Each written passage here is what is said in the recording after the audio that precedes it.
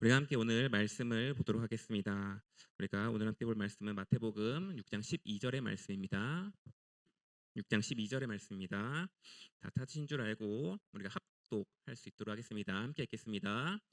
우리가 우리에게 죄 지은 자를 사하여 준 것 같이 우리 죄를 사하여 주시옵고. 아멘. 여러분 반갑습니다. 네, 반갑습니다. 오늘 말씀을 나누는 이 시간에도 하나님이 주신 은혜가 풍성히 여러분에게 있기를 소망합니다.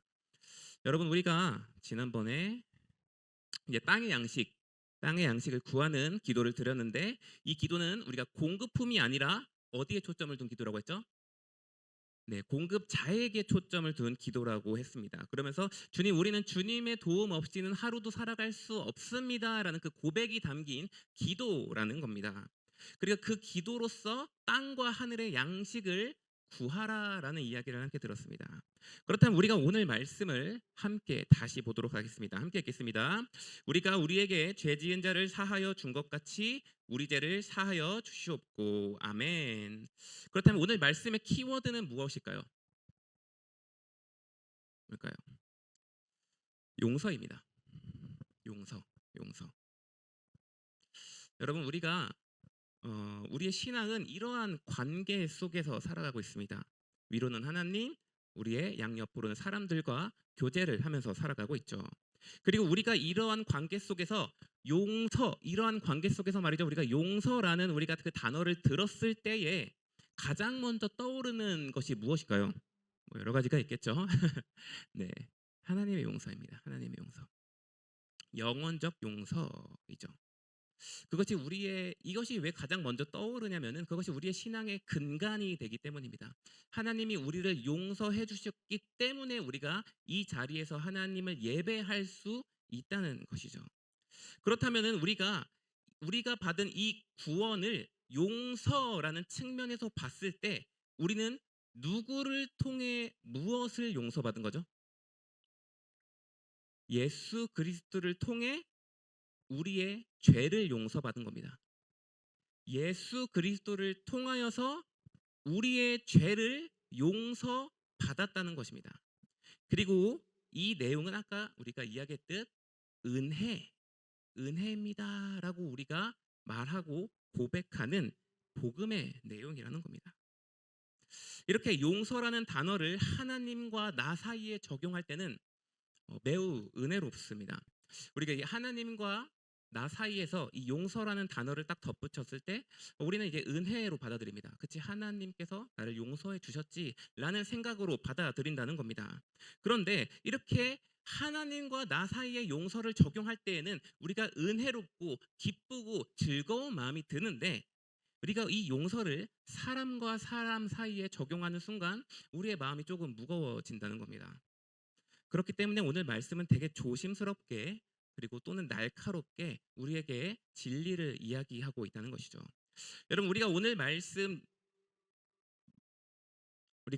마태복음 6장 12절을 읽었는데 여러분 이 12절 여러분 찾은 분 있나요? 찾은 분.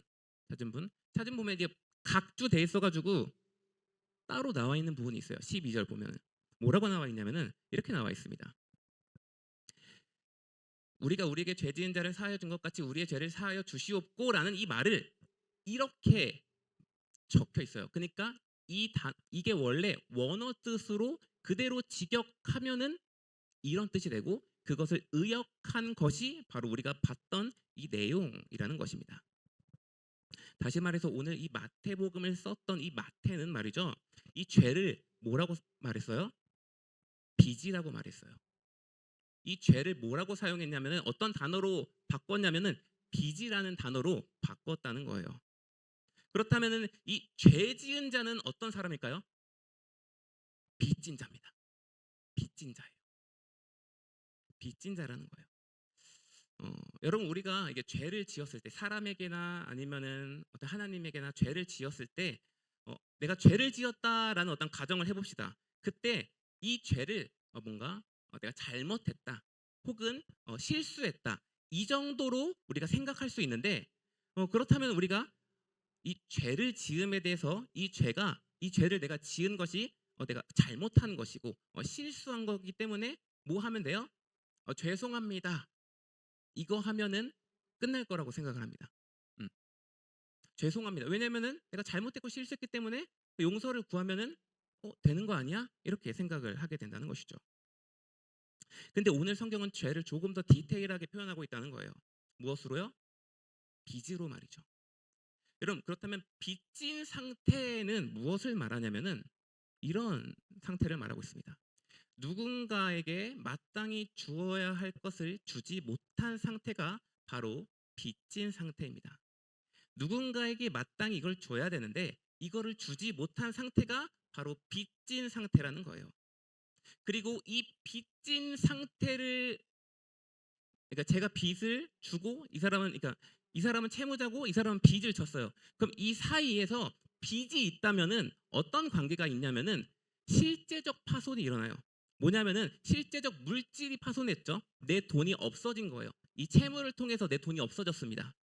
그리고 이 속에서 관계가 파손돼요. 이 채무가 길어지면 길어질수록 뭐가 되는 거예요? 관계가 파손되기 시작하는 거예요. 채무와 빚진 자로 비유로서 용서를 지금 설명하려는 거예요. 이 빚을 지는 것, 이 죄를 지는 것은 말이죠. 실제적인 파손도 의미하고 관계적인 파손도 의미한다는 거예요. 이게 무슨 말인지 감이 잘 안 올 수 있는데 하나님과의 우리 사이의 예를 한번 들어봅시다. 여러분, 우리가 하나님에게 죄, 곧 빚을 졌습니다. 그리고 그 빚을 진 우리는 사람의 존재로서의 실제적 파손이 일어납니다. 하나님과의 교통이 끊어지는 동시에 사람의 존재로서의 실질적인 파손이 일어나요. 그리고 아까 얘기했듯이 하나님과의 관계 사이에서 관계적 파손이 일어납니다. 다시 얘기할게요. 우리가 빚을 짓는 순간, 다시 말해서 죄를 짓는 순간 어떤 현상이 일어나면은 내 존재로서의 실제적인 파손, 어떤 손실이 일어나고 그 다음에 관계적으로 내가 사람에게 졌든 하나님에게 졌든 관계적인 파손의 상황이 우리에게 닥쳐온다는 거예요. 우리가 아까 용서라는 말을 들었을 때 아까 영원적 용서가 가장 먼저 떠오른다고 이야기했습니다. 그리고 이 영원적 용서는 빚을 완전히 탕감하여 준 상황이에요. 제가 빚을 졌는데 하나님께 빚을 졌는데 하나님께서 뭘 해준 거예요? 내 빚을 완전히 탕감해 준 상황, 싹 다 없애준 상황이 뭐한 거예요? 용서하신 상황이에요. 하나님께 죄를 졌어요. 하나님께 빚을 졌어요. 그런데 하나님께서 죄를 용서하셨다는 것은 그 빚을 완전히 탕감시켜 주셨다는 겁니다. 그런데 여러분, 그래서 어쩌라고 라고 할 수 있긴 한데 이 탕감은 말이죠. 우리가 용서라고 했을 때 약간 안 와닿기 때문에 이렇게 바꿔서 비유를 하고 있는 거거든요. 여러분이 어떤 사람에게 1,000,000원을 빌려줬습니다. 1,000,000원을 빌려줬어요. 그런데 너무 힘들어요. 그 사람이. 그 1,000,000원 탕감시켜 줄래요? 탕감시켜 줄 수 있으세요? 허허 웃으면서 그럴 수 있지. 탕감시켜 줄게. 안 된다는 거예요. 왜요? 실제적인 손실이 일어나기 때문이에요. 실제적인 손실이 일어난다고 했잖아요. 제가. 실제적인. 그럼 이 돈 누가 메꿔야 돼요? 내가 메꿔야 돼요. 탕감을 해준 사람이 그냥 웃으면서 탕감해 줄게. 별거 아닌 게 아니라 그 탕감을 해준 그 값어치만큼 내가 다 끌어안아야 된다는 거예요. 탕감은 절대 쉬운 일이 아니라는 거예요. 누군가가 져야 할 몫을 그대로 떠나야 비로소 제자리로 올 수 있는 거예요. 제자리로 온 게 아니죠, 사실. 겉으로 객관적으로 봤을 땐 제자리로 온 것처럼 보이지만 뭐 한 거예요? 피해를 입은 거죠, 그 사람이. 그만큼 실질적인 손해와 피해를 입었다는 거예요. 그런데 하나님은 우리의 빚을 탕감시켜 준 겁니다. 근데 그 빚이 무엇이냐면은 여러분이 영원을 살아도 갚을 수 없는 빚이에요. 여러분 지금 기대 수명이 몇 년이죠? 지금 120년이죠? 아닌가요? 100년으로 칩시다. 100년 동안 열심히 일하면은 운이 좋으면 얼마 벌 수 있을까요? 음, 각각 다르겠죠. 근데 그게 아니라 우리가 100년 말고 영원을 살아도 이 빚을 갚을 수 없다고요. 그런 빚을 누가 탕감시켜 준 거예요? 하나님이 탕감시켜 준 거예요. 내가 영원을 살아도 갚을 수 없는 그 금액을 하나님께서 탕감시켜 준 거예요. 그렇구나가 아니라 여러분의 1,000만 원도 아까워서 하기 싫어하잖아요. 근데 영원 동안 갚을 수 없는 그 금액을 탕감시켜 줬다는 거예요. 1,000만 원도 우리가 벌벌 떨면서 그런 말을 듣는 것조차 열받는 상황인데,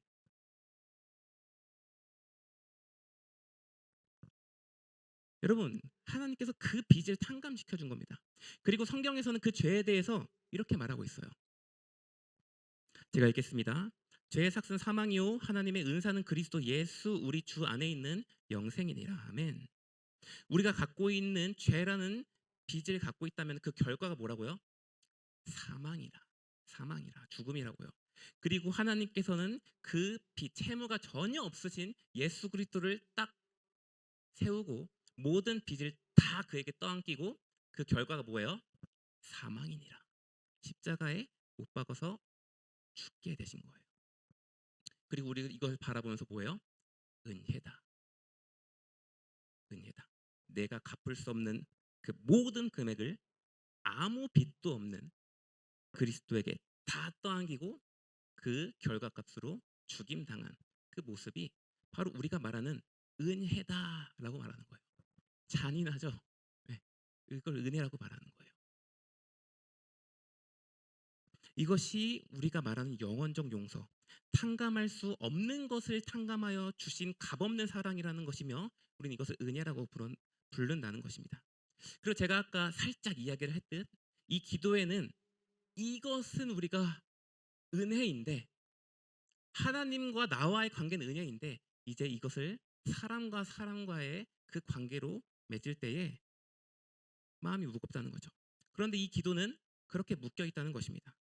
그냥 이 주기도에서 그냥 우리의 죄를 용서해 주세요라고 하면 너무 좋을 텐데, 앞에 뭐가 붙어요?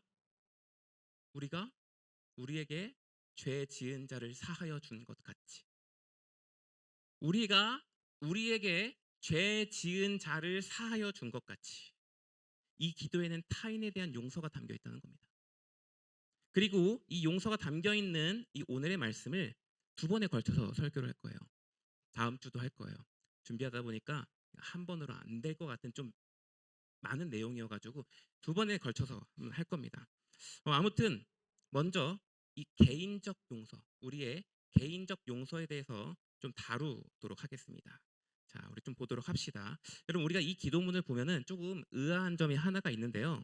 자, 우리가 우리에게 죄 지은 자를 사하여 준 것 같이 우리의 죄를 사하여 주옵소서라고 나와 있는데, 그렇다면은 우리가 이 말 그대로 우리가 우리의 죄를 용서한 것처럼 우리의 죄를 용서하여 주옵소서라는 말을 하는 걸까요?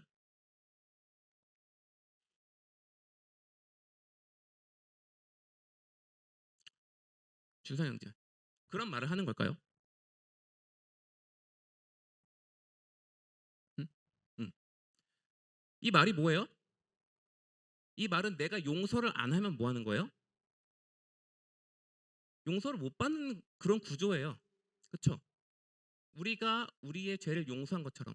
그럼 우리가 용서하지 않으면 뭐예요? 용서를 못 받는다는 거죠. 그 말을 하는 걸까요? 이신칭이 들어봤나요? 이신칭이 뭐예요? 우리의 구원은 뭐로 받아요? 믿음으로 받는 거예요. 믿음으로 받는 거예요. 하나님 무슨 말씀을 하는 걸까? 그렇다면 하나님은 오늘 이런 얘기를 하는 걸까요? 우리의 죄를 용서하신 하나님의 은혜로 우리가 타인을 용서하겠습니다. 이 말을 하는 걸까요? 둘 중에 뭘까요? 되게 이상한 대답인데 둘 다 맞습니다. 둘 다 맞는 말이에요. 둘 다 맞는 말. 우리가 3가지 구절을 볼 건데 조금 긴 구절도 있어요. 그러니까 여러분 조금만 집중력을 올려가지고 보도록 합시다. 자, 우리 누가복음부터 보도록 합시다. 자, 함께 읽겠습니다. 시작. 우리가 우리에게 죄 지은 모든 사람을 용서하오니 우리 죄도 사하여 주시옵고. 이렇게 말하니까 뭐예요? 아까 그 전자가 맞는 것 같죠? 그렇죠? 하오니 그러니 우리 죄도 사하여 주시옵고. 자, 마태복음 6장 14절에서 15절. 우리가 오늘 본문 몇 절이에요? 12절. 다다음 구절이에요. 우리가 무슨 말씀을 하는지 봅시다. 자, 시작. 사람의 잘못을 용서하면 너희 하늘 아버지께서도 너희 잘못을 용서하려니와 너희가 사람의 잘못을 용서하지 아니하면 너희 아버지께서도 너희 잘못을 용서하지 아니하시리라. 뭐라고요? 세상에 이런 구절이 있었어. 어떡하지 이제? 어떡하죠? 자, 더 보도록 합시다. 우리 교독하도록 합시다. 좀 길어요. 10절 이상이에요. 자, 제가 먼저 읽을게요. 그때 베드로가 나와 이르되 주여 형제가 내게 죄를 범하면 몇 번이나 용서하여 주리이까? 7번까지 하오리이까?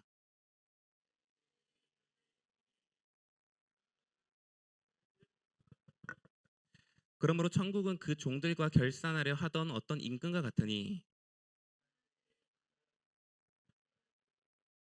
갚을 것이 없든지라 주인이 명하여 그 몸과 아내와 자식들과 모든 소유를 다 팔아 갚게 하라 하니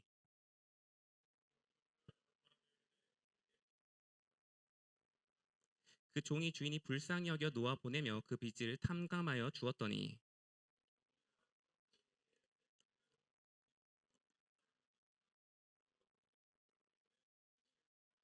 그 동료가 엎드려 간구하여 이르되 나에게 참아주소서 갚으리이다 하되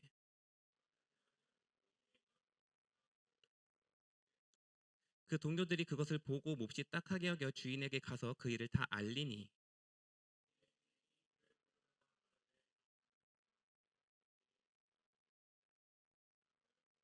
내가 너를 불쌍히 여긴 것 같이 너도 내 동료를 불쌍히 여김이 마땅하지 아니하냐 하고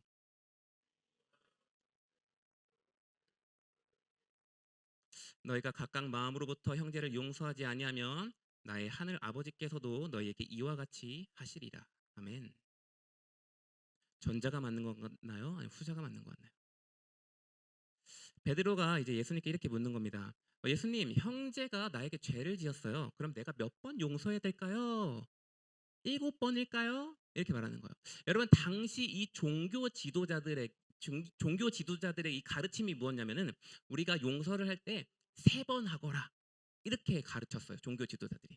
근데 베드로가 뭐라고 한 거예요? 예수님한테 7번 하오리까? 뭐 하는 거예요? 나는 그 종교 지도자들의 그 말에 2배 더 하여서 7번이나 예수님께 말한 거예요. 엄청나게 부풀려서 말해서 이렇게 물어본 거예요. 7번 하리까? 예수님께서 뭐라고 하는 거예요? 7번을 70번까지 하니라. 7 곱하기 70은 네 490번 하라는 말씀이 아니에요. 뭐예요? 끝까지 용서하라는 거예요. 끝까지 용서하라는 그 말을 하고 있다는 거예요. 그리고 그 말에 뒤이어서 한 이야기가 등장합니다. 한 종이 임금에게 10,000달란트의 빚을 졌습니다. 10,000달란트가 오늘날에 얼마일까요? 5조 원입니다. 5조 원. 5조 원에 육박하는 금액입니다. 그런데 그를 불쌍히 여겨서 모든 빚을 탕감해 준 거죠. 그렇게 종이 그 성을 떠나서 집에 가는데 자기가 이제 돈을 빌려준 사람이 딱 있는 거예요. 얼마 빚졌어요? 100데나리온. 100데나리온은 약 800만 원을 의미합니다. 800만 원 정도의 그 금액을 빚진 사람이 있는데 그 사람이 용서해 주세요 하니까 방금 자기가 얼마 탕감 받았어요? 5조 원 탕감 받았어요. 근데 길 가는데 뭐예요? 800만 원 나한테 빚진 사람이 있더니 멱살 잡고 해서 용서해 주세요 하니까 뭐 하는 거예요? 아니야. 감옥에 넣어. 근데 그 소식이 누구한테 들린 거예요? 임금한테 들린 거예요. 그 주인에게 들린 거예요. 그랬더니 뭐 하는 거예요? 내가 너에게 그 탕감을 해줬으면 너 그 은혜를 받아서 그에게도 너가 그 자비를 베풀어야 되지 않겠느냐라고 묻는 거예요. 그리고 노하여서 그 사람을 옥에 가두게 되는 그런 내용이라는 겁니다. 그리고 35절에 이렇게 나와 있죠. 우리 35절 다시 한번 읽겠습니다. 자, 시작. 너희가 각각 마음으로부터 형제를 용서하지 아니하면 나의 하늘 아버지께서도 너희에게 이와 같이 하시리라. 아멘. 여러분, 우리가 세 부분을 보았는데 아무리 보아도 우리가 먼저 용서를 해야 구원을 받는다는 의미로 우리가 받아들이게 된다는 거예요. 그리고 이 원리는 우리의 교리와 모든 신앙을 뒤흔드는 말이에요. 우리는 믿음으로 구원을 얻는 것, 이신칭이 절대 흔들려서는 안 되는 교리인데 뭐 하는 거예요? 용서해야 용서를 받는다라는 말을 하고 있다는 거예요. 근데 제가 아까 뭐라고 했어요? 둘 다 맞습니다. 둘 다 맞습니다. 여러분, 이 기도의 가르침의 방향은 말이죠. 기도의 가르침의 방향은 이신칭이 곧 믿음으로 구원을 받는 거야 라는 그 말을 위반하려는 그런 말씀도 아니고, 너 어차피 구원 받았잖아, 그러니까 구원 받은 사람처럼 좀 도덕적으로 행동해라, 이렇게 권유를 하려고 하는 그 말씀도 아니라는 거예요. 이신칭이 믿음으로 구원을 받는다는 것을 무너뜨리려고 하는 그런 말씀도 아니고, 너가 어차피 구원 받았으니까 구원받은 사람답게 좀 도덕적으로 그렇게 좋게 너 하나님 자녀잖아, 그럼 해야지, 그런 권유를 하려는 그런 간단한 뉘앙스도 아니라는 거예요. 이 말씀은 구원과 용서 사이에서 아주 긴밀하게 긴장되어 있는 그런 상황이라는 거예요. 열로 갈까 절로 갈까 하는 아주 긴장되어 있는 그런 상황이라는 거예요. 여러분, 이 용서라는 주제가 어려운 것은 우리가 아까 이야기했던 그 은혜라고 고백하는 것, 하나님께 받은 것 중에서 가장 귀하고 보답할 수 있는 그것이 바로 죄인인 우리를 용서하신 내용이고, 아까 얘기했죠. 만달란트 탕감 받은 자가 800이 아니라 100데나리온 빚진 자에게 멱살을 잡자 뭐 하는 거예요? 우리도 그걸 보면서 그건 아니지, 그건 아니지, 우리가 바라보잖아요. 똑같다는 거예요. 우리도 용서를 받았는데 만달란트, 아까 얘기했죠. 뭐라고 했어요? 영원 동안 우리는 벌어도 갚지 못할 그런 빚이라고요. 그렇기 때문에 어렵다는 거예요. 왜요? 우리가 그것을 받았기 때문에 우리가 그것을 할 수밖에 없는 구조라는 거예요. 우리가 먼저 하나님께 그 큰 용서를 받았기 때문에 우리가 그 용서를 이 세상에서는 할 수밖에 없는 구조라는 거예요. 그래서 너무 어렵다는 거예요. 그렇다면 하나님께서 우리를 용서하지 않는다라고 하셨잖아요. 용서하지 않는다. 이 말이 무엇일까요? 그럼 막 너 혼나? 막 이런 말일까요? 겁을 주는 걸까요? 우리의 신앙의 토대가 되는 그 웨스트민스터 신앙고백 11장 5항의 부분입니다. 우리가 함께 읽도록 하겠습니다. 시작. 의롭다함을 받은 자는 지속적으로 하나님의 용서를 경험한다. 그리고 그들은 칭의에서 떨어지지 않는다. 그러나 그 범죄로 인해 하나님의 부성적 진노를 받게 되는데, 그들이 자신의 범죄를 자백하고 회개하지 않는다면 하나님의 그 진노는 풀리지 않는다. 구원에서 떨어진다가 아니라 용서하지 않는다는 무엇이냐면은 진노를 얻게 된다는 거예요. 이 상황은 뭐예요? 우리가 이전에 하나님께 빚진 상황과 똑같이 되돌아가는 거예요. 우리의 실질적 손상, 그 다음에 관계적 손상이 하나님께 회개하지 않았을 때에 벌어지는 우리의 상황이라는 거예요. 그러나 오늘 말씀은 너희가 용서하지 않으면 하나님과의 관계가 손상되니까 너희가 유의하여서 그들을 용서하거라 라는 것을 뛰어넘어서 무언가를 이야기해주고 싶다는 거예요. 그것은 이 기도를 드리는 사람이 용서에 대한 고민을 잠깐 할 수 있어요. 그렇죠? 여러분, 용서에 대한 고민을 한 적 있나요? 아니면 그냥 절대 안 돼 이러시나요? 용서에 대한 고민 한 적 있어요? 용서에 대한 고민은 할 수 있어도 너희가 용서에 대한 고민은 할 수 있어. 그런데 끝끝내 완고함으로 용서하지 않고 회개하지 않는 태도는 무엇이냐면은 이전에 너가 고백한 그 신앙이 허위임을 폭로하는 증거야. 이걸 이야기하고 있는 거예요. 하나님께서 우리에게 용서를 해주신 거는 만달란트를 탕감받는 것보다 말할 수 없는 그 은혜인데, 너희가 그것을 받고 하나님 감사합니다 했잖아. 근데 끝끝내 끝끝내 완고함으로 너희가 용서하지 아니하고 회개하지 않는 태도를 너가 고집한다면은 이전에 너가 고백한 자신의 신앙이 허위임을 폭로하는 모습으로 비춰질 수도 있단다. 이 이야기를 하고 있는 거예요. 오늘 말씀이 되게 깊어요. 그리고 되게 무거워요.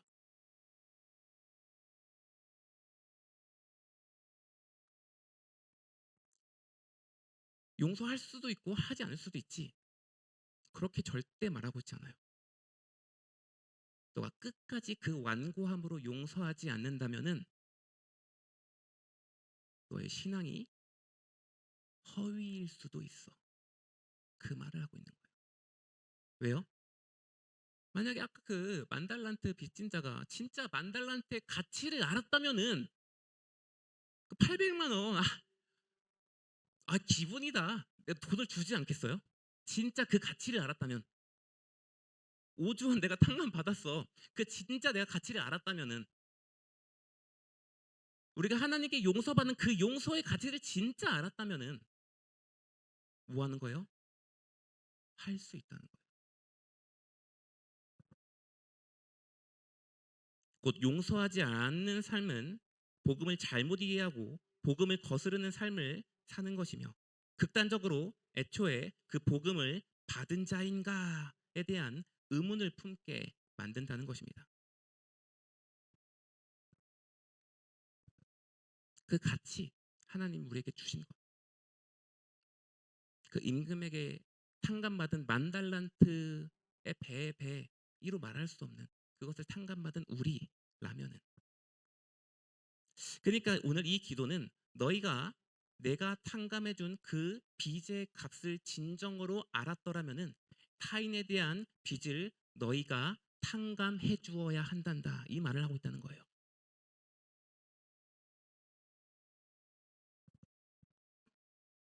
여러분, 여러분의 마음은 어떻습니까? 여러분 용서하지 못하는 사람 있나요? 용서하지 못한 사람.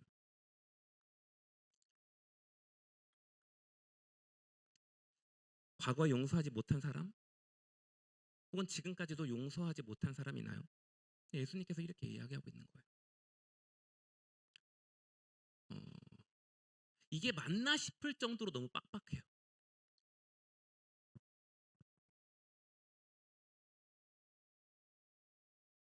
근데 그걸 깨달으래요. 그걸 알으래요. 여러분 근데 제가 이렇게 설교를 딱 마치잖아요. 마치면은 저는 마치 이렇게 말만 하고 책임을 지지 않는 설교자처럼 그런 사람처럼 될 것 같았어요. 그래서 어, 이제 조금 더 이야기를 할 건데 음, 시간이 지나서 조금 이제 오늘 중요한 내용이라서 조금만 더 집중해 주세요. 자, 우리가 방금 봤던 그 내용은 성경과 신학에 근거한 우리가 알아야 할 필수적인 내용이에요. 가벼운 내용은 절대 아니에요. 필수적인 내용이에요. 그리고 이제 지금부터 우리가 채무자를 위하여 우리가 갚아야 할 몫에 대해서 이야기해 보려고 합니다. 채무자를 위하여서. 채무자? 아니죠. 반대죠. 빚진 자죠. 죄송해요.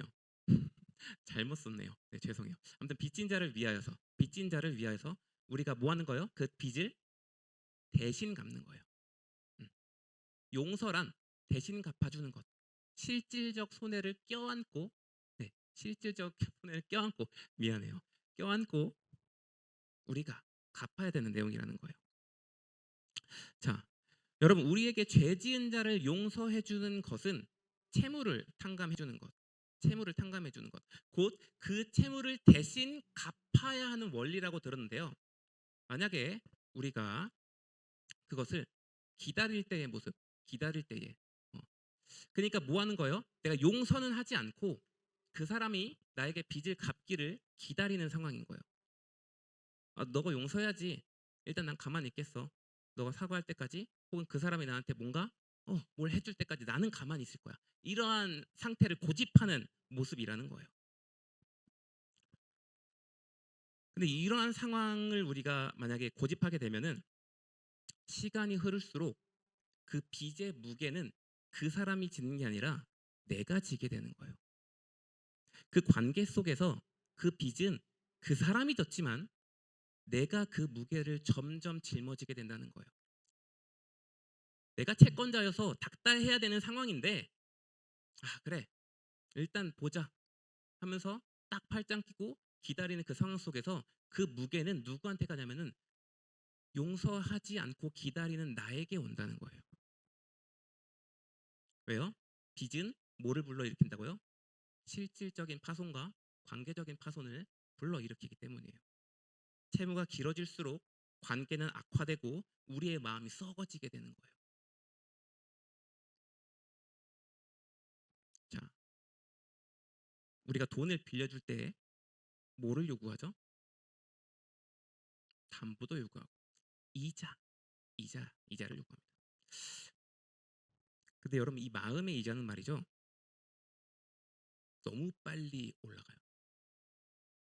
내가 한번 이 용서해야 할, 그 탕감해줘야 할 그런 상황일 때 채무가 딱, 그러니까 만약에 그런 거래가 이루어졌을 때, 거래라고 말할게요. 이 사람이 죄를 지었어요. 빚을 진 거죠. 그럼 이 빚은 우리가 알고 있는 그런 돈의 상식선의 흐름으로 움직이는 게 아니라 2배, 3배, 빠바바바박 아주 빠르게 올라가요. 그리고 그 사람이 나한테 져야 될 빚은 너무나 크게 올라가 있다는 거예요.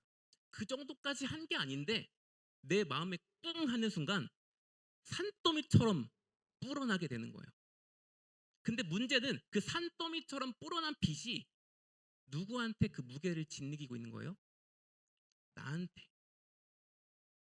나한테 그 빚의 무게를 짓이기게 된다는 거예요. 그렇기 때문에 이 선택 또한, 이 선택은 좋지 못한 선택인 것 같아요. 그렇다면은 봅시다. 수단과 방법을 가리지 않고 빚을 받으려고 할 때,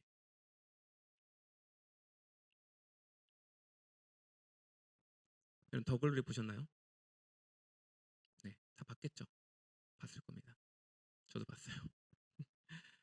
여러분 이 드라마는 가해와 복수에 대한 이야기인데 그 속에서 용서가 숨어 있는 이야기예요. 가해와 복수에 대한 이야기인데 그 속에 용서가 숨어 있는 드라마라는 거죠. 피해자 문동은은 수많은 빚을 받아야 할 상황이에요. 그렇죠? 그리고 그 사람이 그 모든 채무를 좋지 못한 방법으로 없애는 과정을 이 드라마에서 이야기하고 있어요. 그렇죠? 제가 방금 그 빚의 원리에서 따르면 그러는 거예요. 좋지 못한 방법으로 이 빚을 탕감시키려고 하는 그 모습이 바로 이 드라마의 내용이라는 거예요. 근데 그렇게 복수가 끝났어요. 아주 우리가 봤을 때는 통쾌하게 끝났죠. 근데 복수가 끝나고 이 송혜교가 어디 올라간지 아시나요? 옥상 올라갑니다. 어떤 옥상이에요? 내가 괴롭힘 받았던 그 옥상으로 올라가요. 그리고 수많은 범행의 그 도구와 사진들을 불태우면서 이런 말을 내뱉습니다. 당신들도 나처럼 쓰리고 아팠기를. 그리고 그 모든 것을 불태운 다음에 이제 난간에 올라섭니다. 근데 저 뒤에서 모든 것을 다 알고 있는 한 여자가 등장을 합니다. 복수에 성공했잖아요. 마치 빚이 다 탕감된 것처럼 됐잖아요. 당신의 끝이 그 난간이면 안 되잖아요. 당신의 끝이 그 난간이면 안 되잖아요. 이런 말을 하고 있는 겁니다.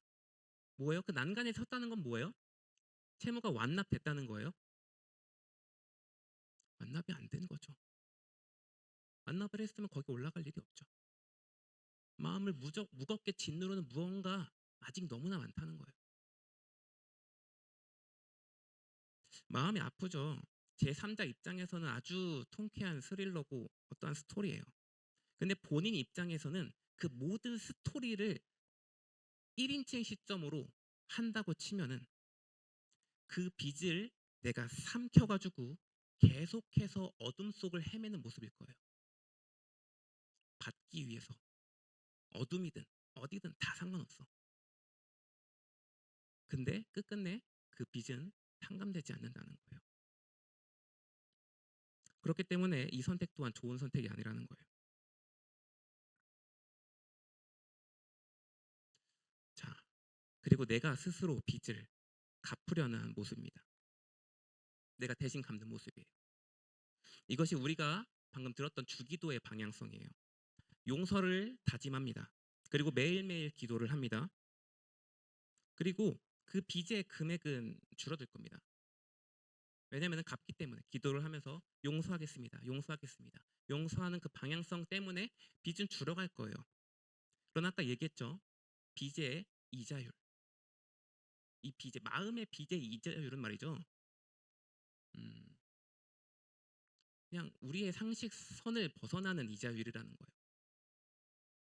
감당할 수가 없다는 거예요. 작은 빚은 그래도 내가 좀만 노력하면 뭔가 될 수 있을 것 같아. 근데 큰 금액의 그 이자는 불어나는 속도가 감당하지 못한다는 거예요.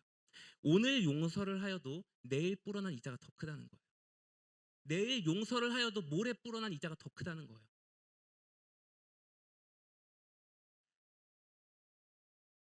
그래서 용서는 너무 어렵다는 거예요. 용서는 내가 그 빚을 짊어져야 한다는 거예요. 그리고 빚은 갚아야 되기 때문에 노력을 해야 되겠죠. 어떠한 방법으로든. 다 안 되네요. 그런데 내가 오늘 용서를 하겠습니다 했지만 불어난 이자 때문에 내가 용서할 수 없는 마음이 들 수 있잖아요. 용서하겠습니다라고 내가 하나님께 나아갔고 결단을 했는데 내 깊은 마음속에서는 불어난 이자 때문에 내가 용서하지 못할 수 있다는 거예요. 그렇다면 이것을 하나님께서 어떻게 보실까요? 너 이자 때문에 안 돼. 너 용서하지 못했잖아. 이렇게 말할까요? 그렇지 않다는 겁니다. 성경에는 이런 말씀이 있습니다. 구하기 전에 너희에게 있어야 할 것을 하나님 너희 아버지께서 아시느니라. 구하기 전에 너희에게 있어야 할 것을 하나님 너희 아버지께서 아시느니라.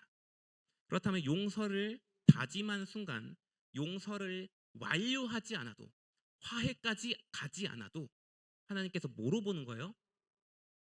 용서했다라고 보는 거예요.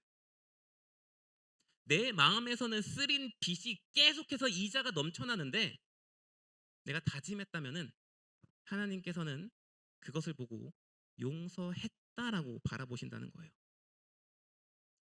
근데 빚이 있는 상황이에요. 그렇죠? 근데 이러한 상황은 아이러니하게도 하나님과의 관계적 손상을 불러일으키는 게 아니라 오히려 더 친밀해지는 현상을 우리에게 보여주게 된다는 겁니다. 물론 이 과정이 은혜로 받아들일 수 있겠죠. 왜냐하면은 우리가 그것을 탕감할 수 있는 이유가 뭐예요? 탕감시켜줄 수 있는 이유가 뭐예요? 그 만달란트보다 더 할 수 없는 그 하나님의 용서, 하나님의 우리의 죄를 탕감시켜 줬기 때문에 이게 전제예요. 우리가 용서를 할 수 있는 전제는 이게 완전 우선순위라는 거예요. 이게 전제라는 거예요. 용서가 안 돼요. 다시 하나님을 바라봐요. 하나님의 용서를 바라봐요. 용서해야지 하고 가요. 그렇다면 이게 은혜의 과정인가요? 아니면 고통의 과정인가요? 하나님을 항상 붙잡고 있어요. 하나님이 은혜 주셔서 힘도 주셔요. 내 마음속에서 계속 그게 안 돼요. 은혜일까요? 고통일까요? 은혜이자 고통이죠. 고통은 똑같다는 거예요. 뭔가 우리가 하나님 믿고 용서하는 거, 그래 너가 이제 나를 믿으면은 용서할 힘도 줄게. 힘 주시죠. 힘 주세요.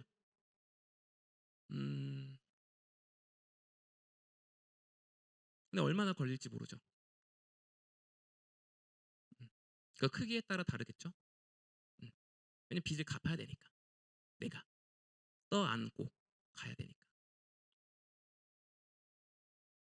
음. 어려워요. 그래서 10년이 흐를 수도 있고 20년이 흐를 수도 있고 내 평생에 못할 수도 있어요. 근데 하나님은 하래요. 너가 내가 준 그 은혜를 안다면은 너가 이 길을 가야 돼. 이걸 말하고 있는 거예요.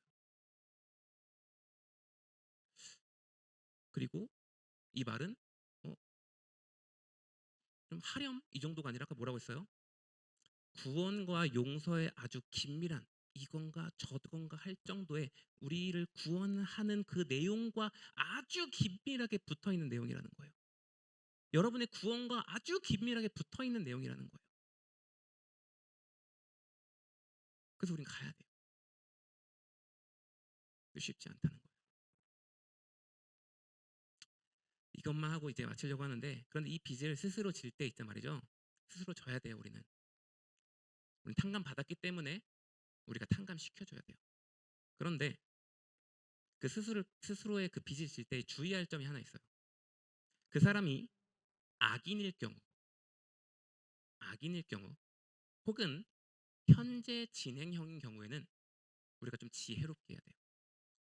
무조건 하나님의 말씀이니까 내가 용서해야지 하고 덤벼들면은 큰 코 다쳐요. 진짜로. 하나님의 말씀이니까 지켜야지. 안 되면 그 빚을 누가 떠안는데요? 현재 진행형일 경우에 문제가 뭐예요? 빚이 쌓이죠. 계속. 내가 갚고 있는데 이자가 아니라 실체적인 빚이 쌓이는 거예요. 방향성은 맞아요. 탕감시켜줘야죠. 지혜롭게 해야 돼요. 이럴 때는. 상대방이 악인일 경우, 나를 정말 어떤 안 좋은 의도를 가지고 괴롭히는 악인일 경우, 혹은 그 상황이 현재 진행일 경우, 우리는 그 용서를 구할 때 지혜롭게 구해야 한다는 거예요. 저번 주에도 제가 얘기했죠. 저번 주 말씀할 때도 이 기도는 지혜롭게 구해야 됩니다. 분별해서. 이것도 똑같아요. 더 지혜롭게 구해야 돼요. 다만 하나님께서는 오늘 이 말씀을 통해서 이렇게 맥락을 정리할 수 있을 것 같아요. 이런 이야기를 하시는 겁니다. 내가 너의 죄를 사하여 준 그 죄사함, 그 탕감의 가치를 너가 진정으로 안다면은, 너가 가야 할 방향성을 걸어가라. 내게 받은 그 탕감의 은혜를 네가 진정한 그 가치를 안다면은 너는 그 가야 할 방향성으로 걸어가야 한다. 사랑하는 여러분, 용서는 제가 앞에서 이렇게 뭐 짧게 1시간 그렇게 얘기할 수 있는 것들이 아니에요. 어려운 겁니다. 그러나 누구도 감당할 수 없는 그 빚을 탕감하신 분이 우리 하나님이라는 거예요. 이것을 우리가 기억했으면 좋겠어요. 이것을 우리가 기억하고 여러분의 가슴 속에 품고 나아간다면은 하나님께서는 여러분의 삶을 천천히 만지시고 인도해 주실 거라는 겁니다. 여러분, 그리하여서 하나님이 나의 빚을 탕감하여 주시지, 여러분의 이웃, 여러분 용서하지 못한 사람들을 용서할 수 있는 그런 믿음의 사람이 되기를 간절히 소망합니다. 시간까지 함께 찬양하겠습니다. 하나님 아버지의 마음이란 찬양인데요. 원래 이 찬양의 포커스는 이제 뭐 선교, 전도 약간 이런 내용이에요. 근데 이제 찬양을 뭐하지? 엄청 찾았어요. 엄청 찾다가 우리가 어떻게 빚을 탕감할 수 있지? 어떻게 내가 그런 용기를 가질 수 있지? 생각했을 때 이거밖에 없어요. 하나님의 마음을 아는 거. 나는 매일 쓰러지고 나는 불어난 이자 때문에 허덕이는 나의 삶에서 내가 바랄 것은 당신의 능력이요 당신의 마음이라는 겁니다. 나는 이 전심 어린 이 마음을 하나님께 고백하는 시간 갖도록 하겠습니다. 아버지, 당신의 마음이 있는 곳에 나의 마음이 있기를 원해요. 아버지, 당신의 눈물이 고인 곳에 나의 눈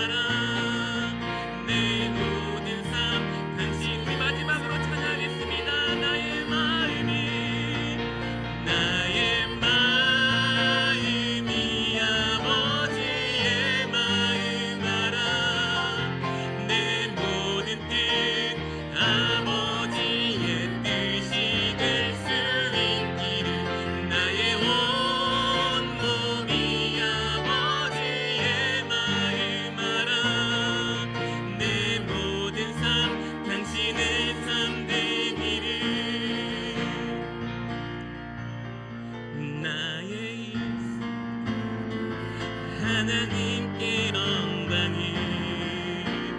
나의 일상을 통해 생명의 복음을 내게 맡기신 이곳 나를 부르신 곳에 하나님의 나라가 이뤄지길 원합니다. 나의 일상을 통해